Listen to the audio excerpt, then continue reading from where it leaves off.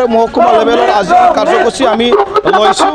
এই কাৰ্যসূচীৰ লগতে আমি আমাৰ নিখিল বড়ো ছাত্ৰ সন্থা জিলা আঞ্চলিক আৰু আমাৰ ইউনিট শাখা কমিটিৰ সকলো বিষয়ববীয়া বা সকলো আমাৰ সদস্যসকলক অহাগত দিনত বড়ো জাতিৰ কাৰণে বড়ো সমাজৰ কাৰণে কাম কৰিবলৈ কাৰণে সজাগতা এটা আজি সজাগতা এটা দিবলৈ কাৰণে আমি কাৰ্যসূচী লৈছোঁ।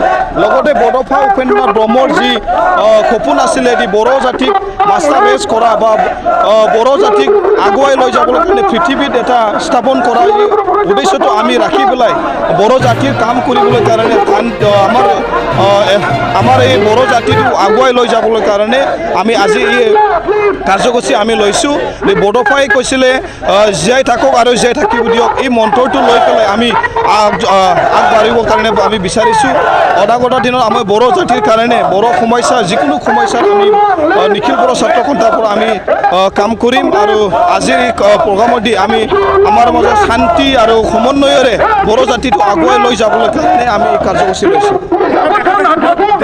হয়, আমি বহুখিনি সমস্যা সমাধানৰ কাৰণে আমি চৰকাৰৰ কাৰ্যক্ৰমে আমি কথা পাতিছোঁ আৰু আমি গভৰ্ণমেণ্টৰ বহুতখিনি আমাৰ দাবীসমূহ চৰকাৰে এতিয়ালৈকে আমাৰ সম্পূৰ্ণ কৰিবৰ কাৰণে তেখেতসকলে চেষ্টা কৰিছে।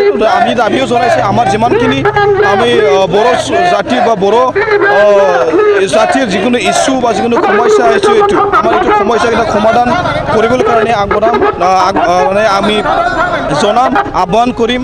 লগতে অনাগত দিনত আমি যিমানখিনি সমস্যা হয় এইটো কৰিবলৈ কাৰণে আমি কৰি যাম।